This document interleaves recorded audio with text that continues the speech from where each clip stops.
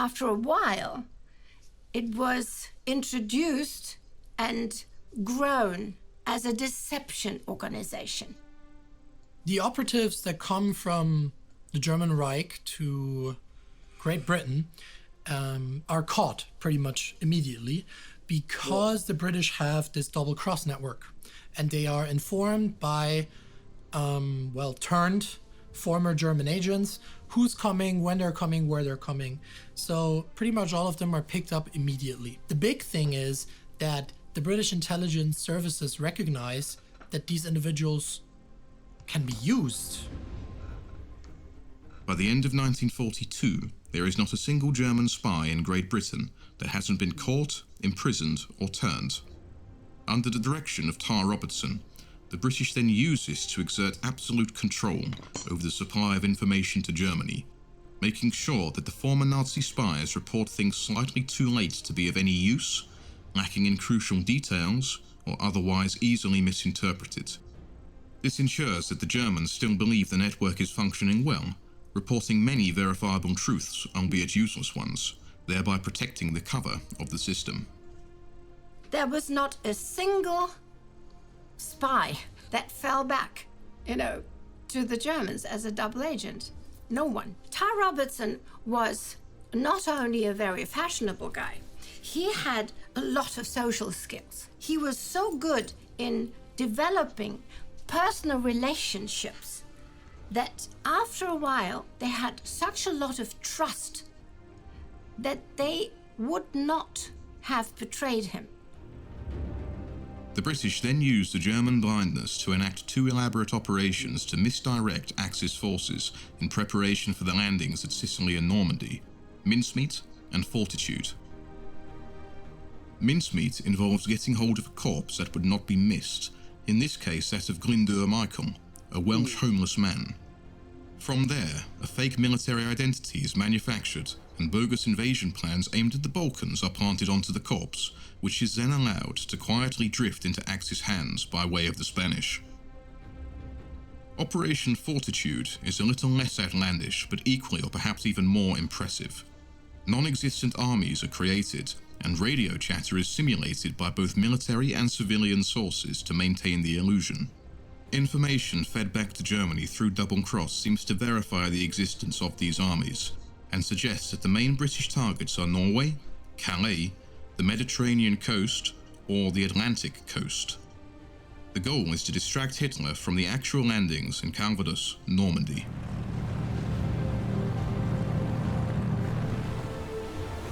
Both operations ultimately succeed, and Axis find many of their troops spread out across Europe, hundreds, if not thousands, of miles away from where they need them.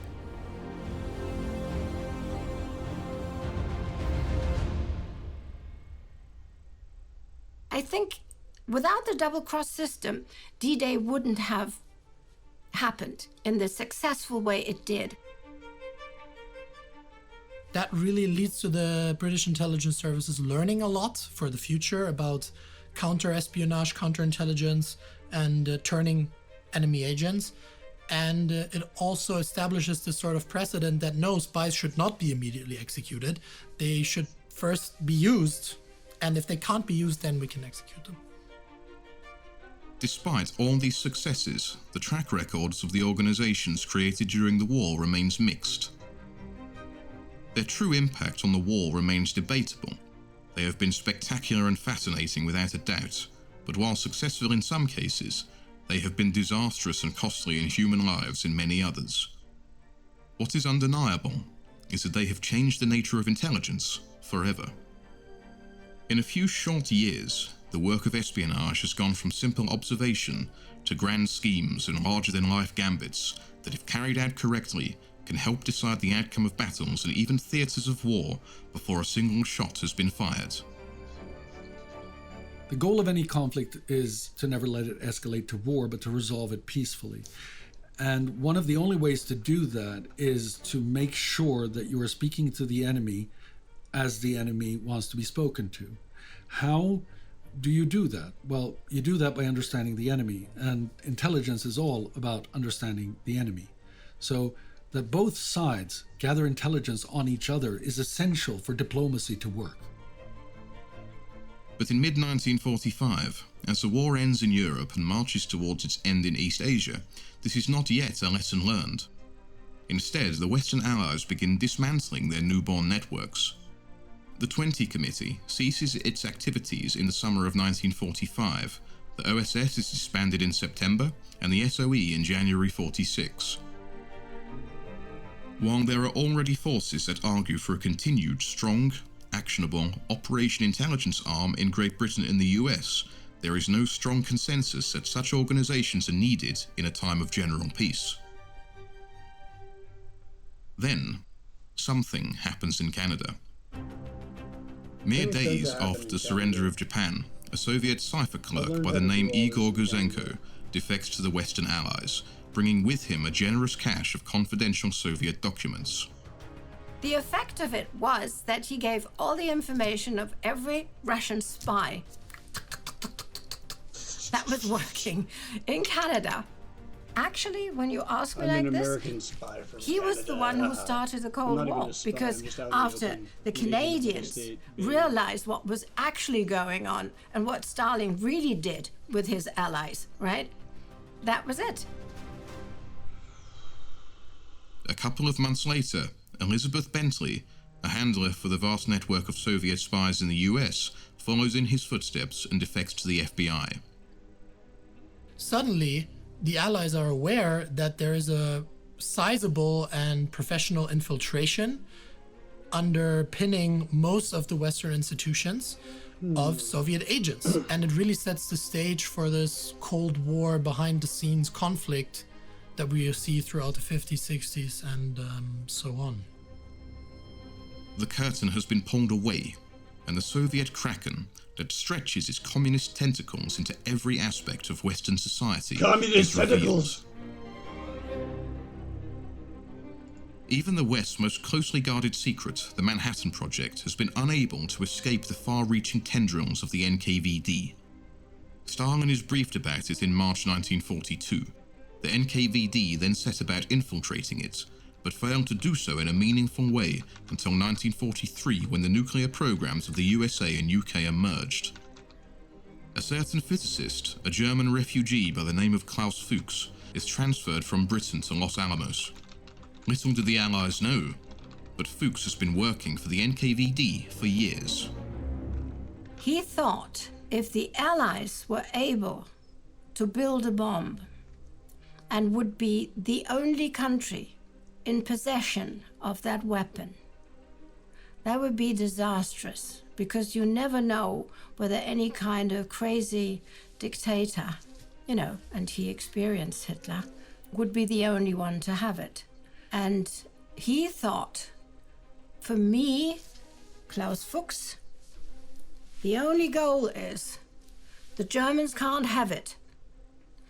And I'm working a little bit for the Soviets and their allies in America. So why don't I try to give the information to both so that there is a balance of power? Once again, the NKVD's vast networks have borne fruit. The Soviets did a fantastic job at that. You got to give them credit for that.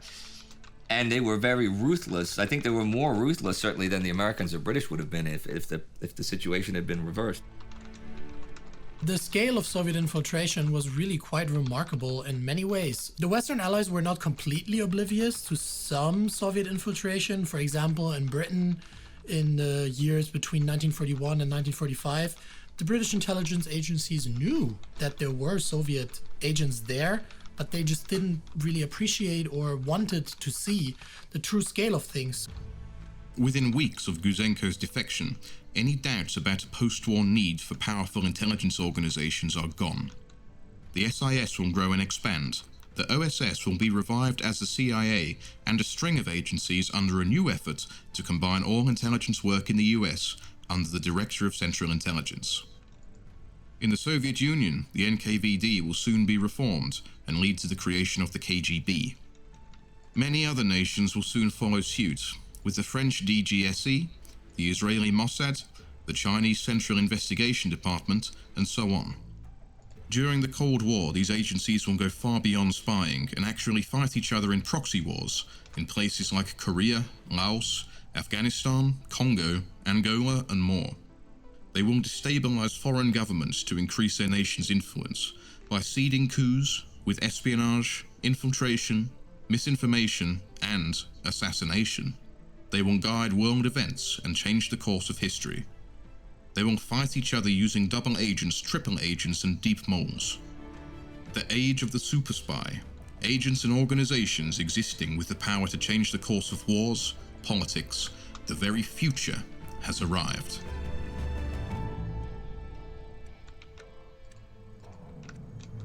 Throughout the Second World War, agencies have evolved. Lessons have been learned. When Henry Stimson called espionage ungentlemanly back in 1929, he may have been entirely correct. Unfortunately for him, the age of gentlemen is over. This is the age of scoundrels, tricksters, thieves, conmen, liars, and cheats. The age of James Bond. Nations have discovered how to fight dirty behind the scenes against the backdrop of a larger, brutal conflict. And now, espionage is about to take its final logical step, fighting wars unknown to the world at large during times of nominal peace. I think the world of espionage makes the world a better place. I mean, it makes politicians more careful. If you have information about what the enemy has in mind, you might consider again. In my opinion, espionage saved more lives in World War II than it cost.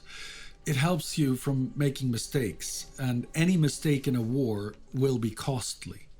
The role and the growth of international espionage during the war should be revised. It should be looked at far more deeply, because I believe it has a far longer lasting effect on the world post-1945 than the cracking of Enigma has. Cracking of Enigma may have shortened the war, may have won some battles, and may have helped with the Battle of the Atlantic thing, but the espionage organizations really provided a framework for an entire future world. This is not a world that existed by any stretch of imagination like that pre-war. You had rudimentary in the beginnings of intelligence organizations, sure, but no, this is a far more important legacy from the Second World War.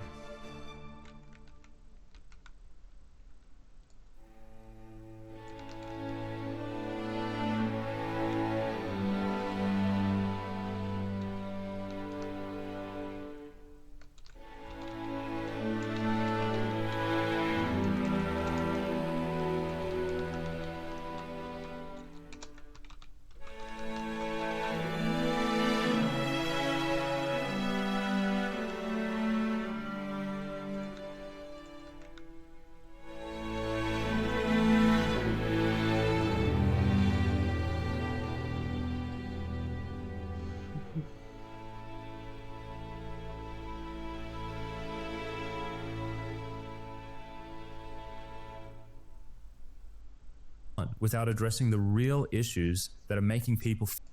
If you clicked on this video looking for a scathing critique of the mental health care system in the US, well, I'm here to tell you you're in the right place, because today I'm going to be talking about why you should not tell your doctor if you're depressed. Now, this might surprise you because you've probably been told a million times, if you're suffering, get help. And usually people turn to their doctors for help. But I'm here to say that we should maybe think twice about that. And what may be even more surprising to you is that I'm a board certified psychiatrist, right? I'm a doctor who specializes in mental health care. So why would I say something like this? Well, that's exactly what we're going to be discussing today. And so let's jump into the heart of it. The problem is simple. Mental health care in the US is bad. And honestly, it's really not that much of a secret anymore. If you've ever gotten mental health care from a family doctor, seen a psychiatrist, you might have even sensed this already. And here's what the issue really is. Medical providers have given up on trying to figure out why people are unhappy and how to fix it. Let me repeat that one more time. Most doctors have stopped looking for the root causes of mental health care problems. Instead, what we're seeing is doctors diagnosing patients on lists of symptoms that don't require any testing. And then they use these diagnoses to pretend that it explains why the people are upset. For instance, take major depressive disorder, for example. To get this diagnosis, you need 5 out of 9 symptoms. No lab tests, no imaging. You just report the symptoms and then suddenly you have major depressive disorder. And most doctors simply stop there. They tell you, well, you have depression, as if it explains why you're depressed, and kind of subtly implying that you have some kind of brain disorder. But for many people, this is complete nonsense. Mental health conditions are often caused by much more than faulty brain chemistry or genetics, or some kind of chemical imbalance. Yet many doctors don't even try to figure this out. They ask about symptoms, they prescribe medications, and then they move on without addressing the real issues that are making people feel unwell. So here's what you need to do before you accept one of these diagnoses that is subtly implying that you have some kind of broken brain. You're going to want to look at your life, and I think about 3 main areas in your life to pay attention to. 1, it's work. This seems to be one of the major reasons why people end up with anxiety and depression. They're having problems at work, they're lacking direction in their careers, and they're not enjoying what they're doing. And so that's one area to pay attention to. The next big one is relationships with your friends and your romantic partners. I basically, I mesh with what this dude's saying, and I totally agree, because the diagnostic categories and the identity politics where they're roping people into just believing they have diseases that are incurable when in actuality they have mental disorders that are treatable is a huge fucking goddamn red flag in the entire goddamn mental health industry. And they've chewed me up and spit me out my entire goddamn life. Let me tell you, I'm the kid who got fucking speed forced down his face from fucking second grade. Super speed, Metadate, somewhere between Ritalin and Adderall, I've been told. It's in the same realm of whip it fast, hyper lane, atmosphere advertised. That's the way. Yes, anyway, mistakes were made. The medical industrial complex is fucked as shit balls. What else is on TV? Bo.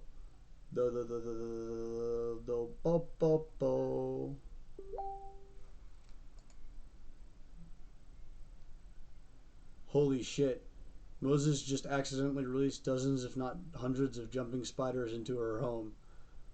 That's hilarious.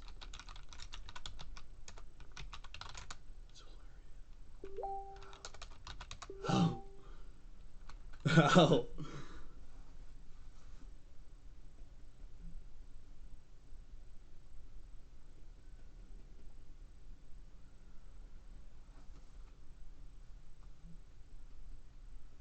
Oh my... The neighbors are gonna have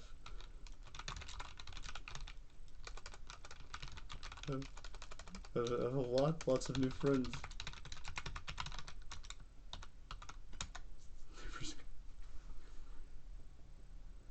2 hours of German officer yelling at you to help your study work focus. This could be Aha, faulenzen wir schon wieder, ja? Are we lazing again? Na gut. I am. Wollen wir mal sehen, ob du immer noch so zu grinsen hast, wenn wir hier fertig sind. Moses is breeding spiders to get Du back hast at her 2 neighbors. It's just Stunden, das happening in deinen naturally. Kopf zu Oh my bekommen. god. Ich hoffe, du weißt noch, was mit dem letzten Studenten passiert ist, der das nicht geschafft hat. Ich werde alle paar Minuten vorbeischauen, um zu gucken, ob du nicht schon abgehauen bist. Euch!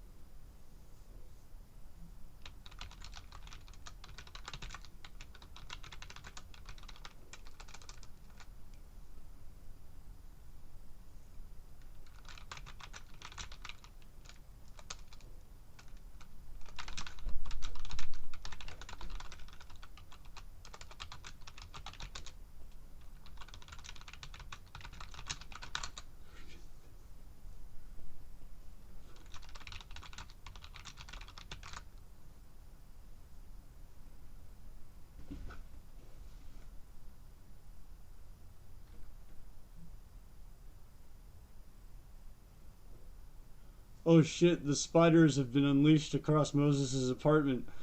And now she'll never get bit again. It's, oh wait, where'd the German officer go? This is the space where my thoughts can collide and come in. Oh my god, I am answering chats right now. That is why we are very loose and articulate. You scared the wall! No, I'm oh shit, I started. Oh fuck, he's back. Oh fuck, he's fucking back. Oh my god. No. Oh, I like this. I like this chat. This is a very chat. This is a very productive video to watch. I see what's going down. 2 hours the German officer to help study work focus. I'm getting my mind up. Actually, this is making the space. This is making my lawnmower roll. I'm actually having ideas. I'm saying stuff. I'm producing content. Oh my god. If not thousands, I just shook up. She says, hell with the nasty neighbors who refuse the hygiene. I'll need all the help I can get. I'm down for hundreds of Spidey boys. It's hundreds if not thousands. I just shook up all the bags to make sure they fuck off to not be baked pile. This is straight from the meta stream. I'm reading the stories.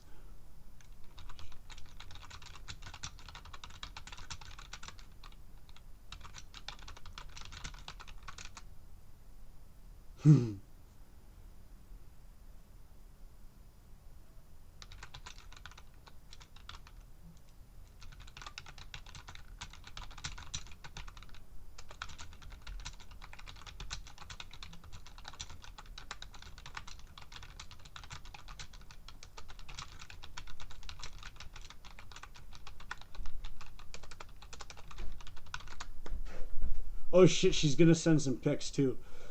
Okay, so this is the story time. Space for student. Ay caramba! There's spiders on the lawn, there's spiders in the Vaughn, spiders everywhere, spiders don't despair, spiders in my head, spiders make my lid! Smoke him if you got. Oh fuck, he's back, he's back! He's back! He would be back. Jesus Christ. Every time, every fucking time, he's like, oh no, fuck, he's back. Oh, fuck. What? He's just staring at me. Okay, we're cool. We're shopping, we're working. We got the ball rolling. He can't get us, no matter what he's doing. Oh my god.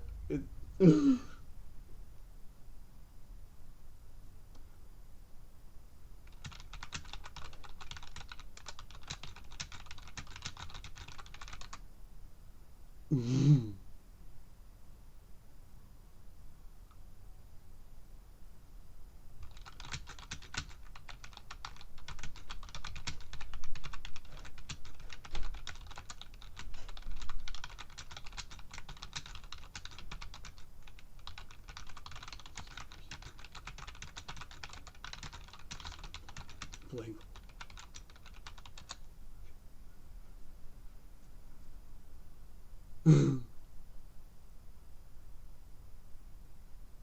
Oh no, he's gonna come back any second. I can feel it now. I have to pretend like I'm busy.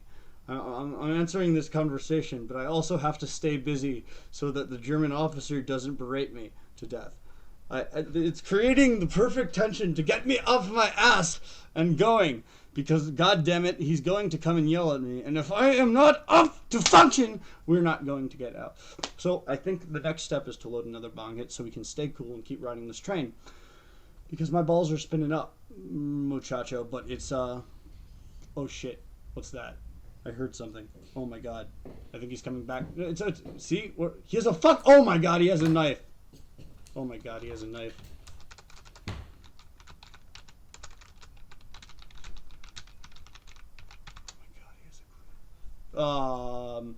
Yeah, are you making some meat, bud? You getting a nice shave in there? Yeah? Yeah. No, see, we're being very productive. This is working quite well. I like it.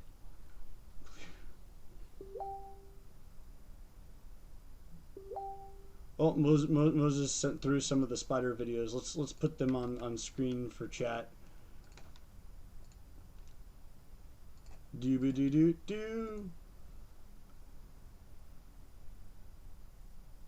Little spider baby. Isn't he cute? Oh, look at the baby. Oh, that's cute.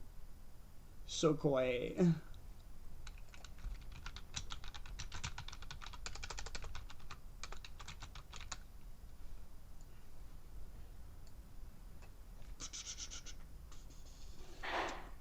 Oh, the German officer's coming back.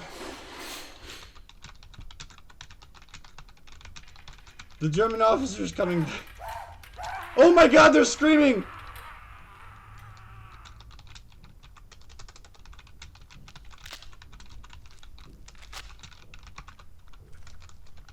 And ripping.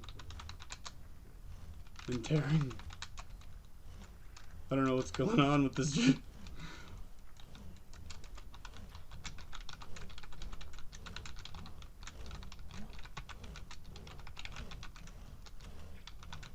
I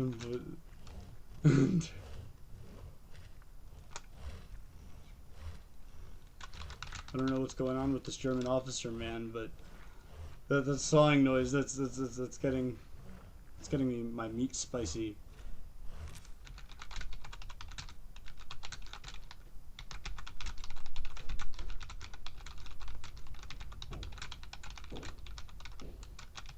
Oh, he's back. He's got an arm. He's got...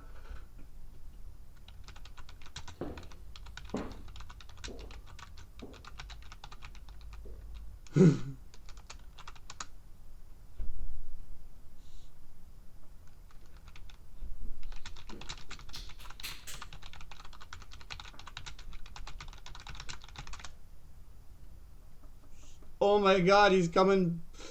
Okay, I gotta get this bong focused before I gotta load my bong up.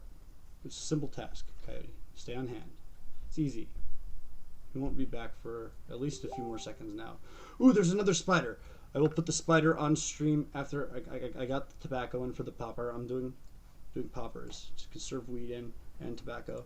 You know, a little bit of both. Ooh, that's a I don't know what kind of spider that is. What kind of spider is it?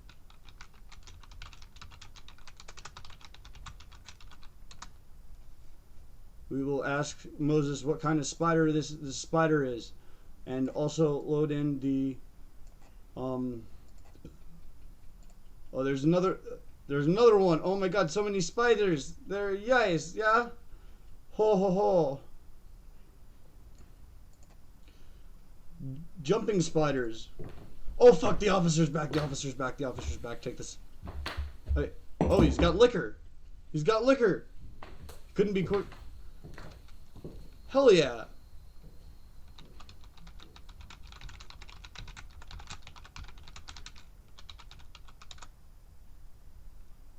Liquor and okay, more Moses sent more spiders. More spiders for the street. Ooh, that one's brown. Ooh, that's a golden boy. Still gotta load this bong rip. Creepy crawly, creepy crawly, creepy crawly, creepy crawly. Isn't this a lit stream, chat? What the fuck is even going on? We've got spiders, we've got German officers, we've got drugs and bugs and all sorts of manic mayhem.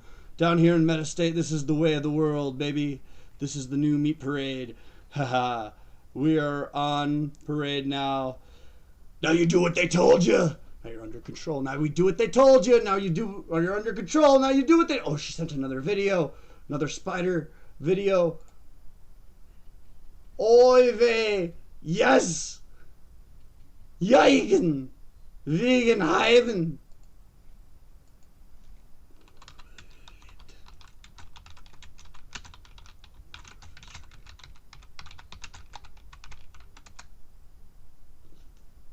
As the spider content comes, I will keep putting it up.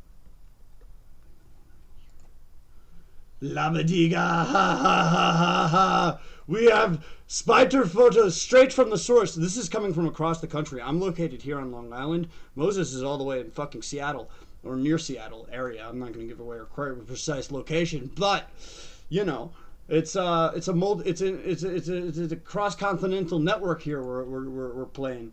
The one's golden and red. Oh shit, we're collaborating across the country. Oh, I haven't seen the German officer in a while. I'm kind of getting spooked out. Unexpected side tangent of the day. Oh no. Oh my god, the German officer.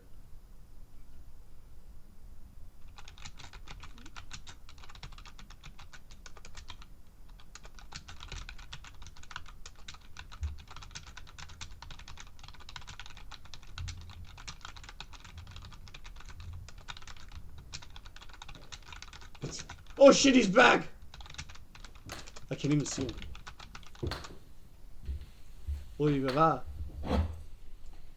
Oh, he's taking the liquor. He took the liquor. Going between that and the spiders, my thought. Oy vey! He took the. That means I can do my bong hit now.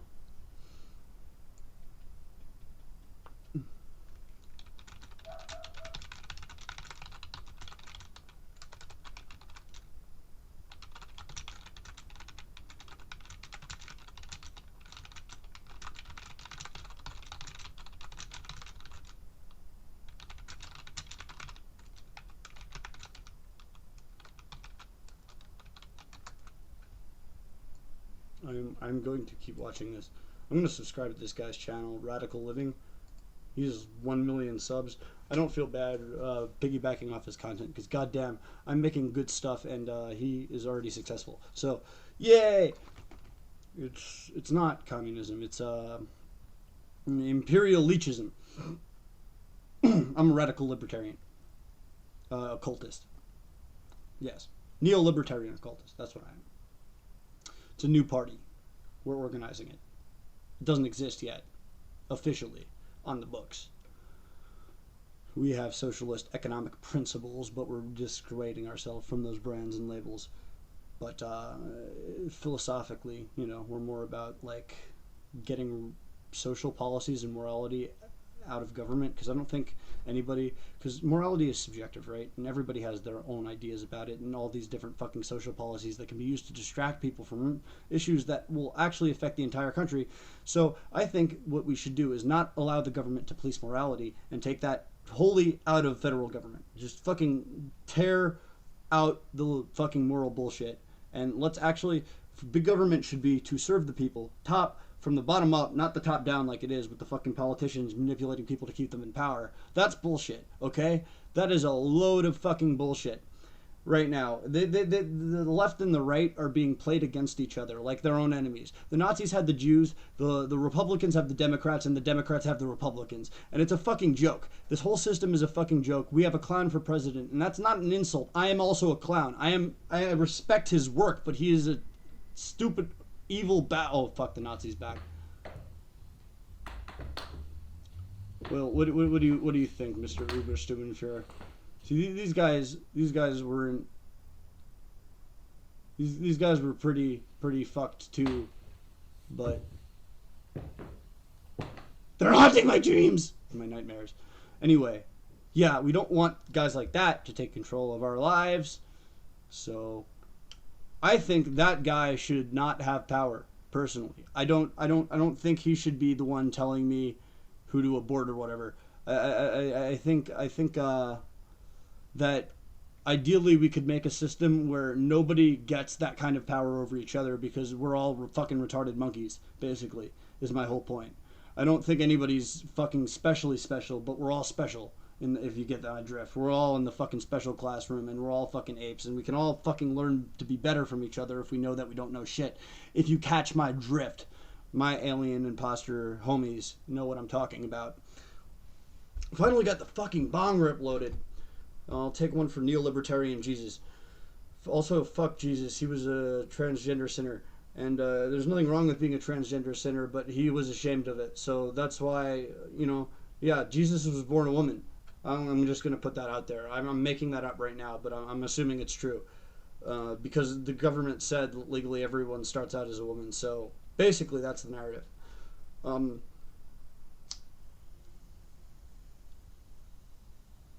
Take religion out of government, by the way.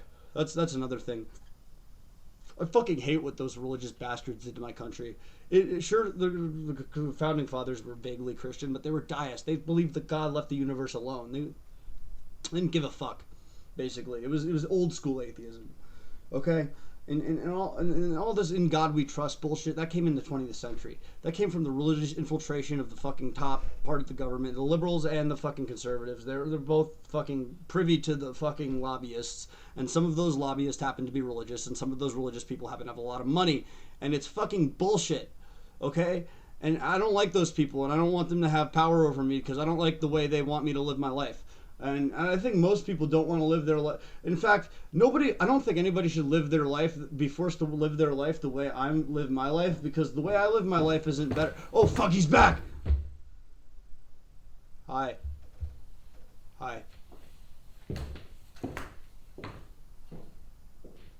He's keeping me on my toes. This is why we got to keep playing the game, keep the ball rolling.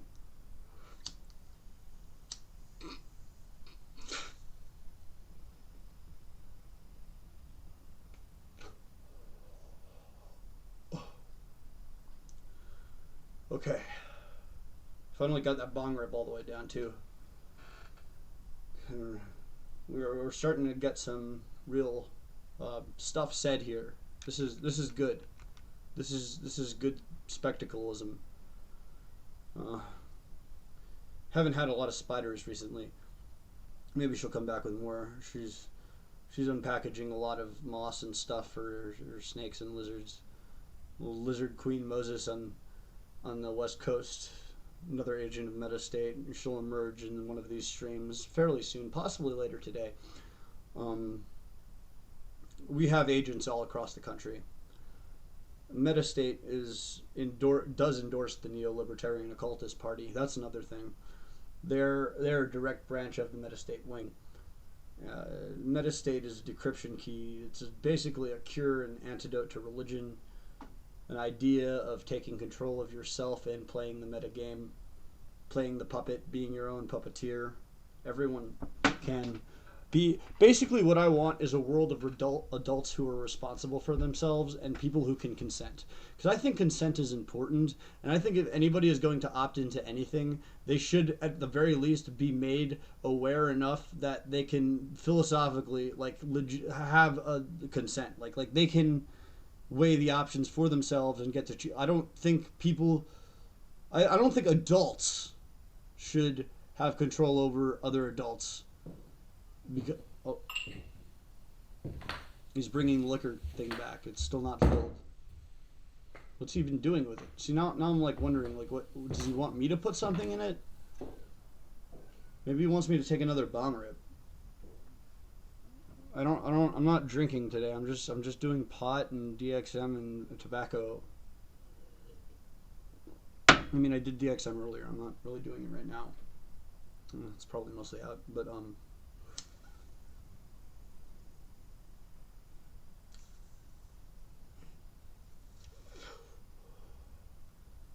maybe I should load up my pipe because this bong is kind of fucked. I think that's what the Nazi wants. He wants me to smoke my pipe. That's definitely not just my internal drug addiction brain or my internal pleasure dome. Spur the beast. Poke it with sticks. See what happens. I bet it won't be cool and deceased. Put a little bit of wacky tobacco from the Marble Edge cigarettes. They're so edgy. I saw them in the store. I've never seen them before, and I had to get them because I was like, hey, they're edgy. That's for me. I'm the edge lord motherfucker. Also, I just like to try different smokes, and it's an arbitrary excuse to do an arbitrary thing. I'm very pro-smoking. I think the people who want you to live long lives and prosper and not leech off a medical system, which, by the way, they've managed to manipulate in a way that you have to pay for more than them. So it's like this internalized capitalist bullshit is just like, you never feel guilty for taking back from the system, never feel guilty from leeching off the government, because the government exists to leech off of. You didn't ask to be alive. The government wants people to be born because those citizens give them power and they give the dollar value when they use it and transact it. So don't feel bad for existing, please. Every day that you choose not to kill yourself, and it is a choice, because everyone has the, whether they like it or not, whether it's legal or not, everybody has the ability basically to kill themselves, except for a select few who have been unfortunately had that taken away. And I think, honestly, like I think everyone should have the right to kill themselves, but that's neither here nor there. I think as adults, who decide not to kill ourselves, we can reject things like religion and all of these precedented ethicalities, and basically live for ourselves and our families and whatever the fuck we want, you know. Oh hey, he's back. Yeah, I got my bowl loaded now. I'm not Mr. Stubenfer. Yeah. You like what I'm saying? No, you don't. Probably not. You probably don't like what I'm saying because you're not. But I don't know. I mean, your system was terrible, but all the other systems are also terrible too. Yours was just terrible or quicker, and then the other systems functioned a little better and destroyed it quicker. And egomania and single. See, another thing that I'm not for. Another thing that I want to do with this bullshit. No one person should have power. So I think a big part of the neo-libertarian occultist party is to not have, like, it will go beyond me, and I'm specifically trying to get a lot of people involved who I think are very intelligent and creative and who happen to disagree with me on different issues and have different backgrounds and stuff. I think diversity is very important. That's one thing the Nazis fucking got wrong. Those fucking cunts. Those fucking racist pieces of shit. That's why they were fucked up, by the way. That's like the actual. I know that doesn't. Oh, how controversial! The Nazis were racist pieces of shit. What? But yeah, but like I'm just saying, like, that's what we should be denouncing about them. There were other ideas politically that made more sense. For example, governing the social systems from the ground up. It's not communism, and I don't like that. I don't like their way of doing it either. I don't like the left or the right. The left and the right are both fucking retarded. They're all fucking ideological, and that's another big fucking thing, is when you rally around these labels like left and right, and you get these ideological fucking ideas up in bubbles, right? You end up going and just jerking off over the brand instead of actually like figuring out what works best for any given situation and the people in it. And really, if we're getting back to the idea that the government should be for the people, something for the people to harness and leech off of and make their lives better with, then the government doesn't need to be a god. The government doesn't need to be this big thing that people don't. It's better if people understand what the government is so they can deal with it. You dig? And I think most people, there's psychopaths and masochists and sadomasochists, but most people in the general population of any group generally don't want to hurt each other. That's, oh fuck, he's back. Oh my god, of course he's back at that. He would come back at that. I'm just gonna smoke my bowl, Mr. Sturmenfuhr.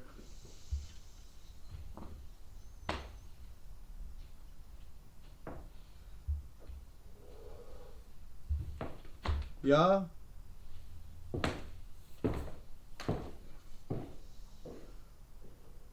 Okay. Sam Directino gets off at 5.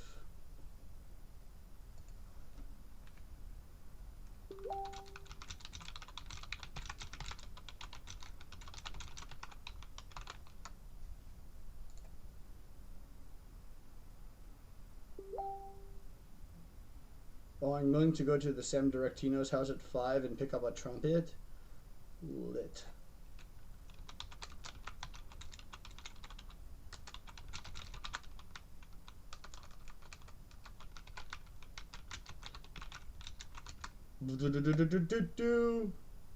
This, I suppose, is now a neo-libertarian occultist propaganda stream, in a way. That's mine. That's the ideology. It's not even an ideology. It's like, it's the philosophy. That's a better word of way. It's a political philosophy I'm embracing that I'm starting to mold, and I'd like my friends to get molded. It's open to criticism, and it's a very new, emerging set of ideas. So, you know, it is what it is. just for the lulz, we want to change the world, because honestly, the world's kind of shit, and I have personally chosen not to kill myself. Not because I believe in a greater good, or just because I want to see what happens and I want to entertain. And I'm a guy who like has empathy and like cares about his family and friends and bullshit. And like I don't think I'm important in the grand scheme of things. I don't think there is a grand scheme of things really. I think it's just fucking chaos. But you know, that's what I'm betting on anyway. But I will say, while I'm here, I do want to make it better, I guess. It's fun. Better for people I like, better for people I care about. Just for selfish reasons. I'm a selfish whore. I'm not afraid to admit it, you know? I like to exist, and I don't feel guilty for existing. I refuse to feel guilty for existing. Oh, hello, old Uncle fucking Mitchell whatever face. Yeah, you take the liquor back again? Okay, that's great. I still have my pipe. I'm gonna smoke it.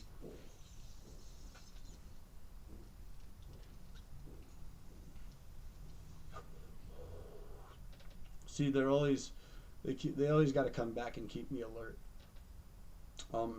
This is the way. Also, I'm going to, I think, end this cast right now. I'm gonna start it back up in a second. But I want to bookmark this stream because this has been a very, very prolific stream, I think.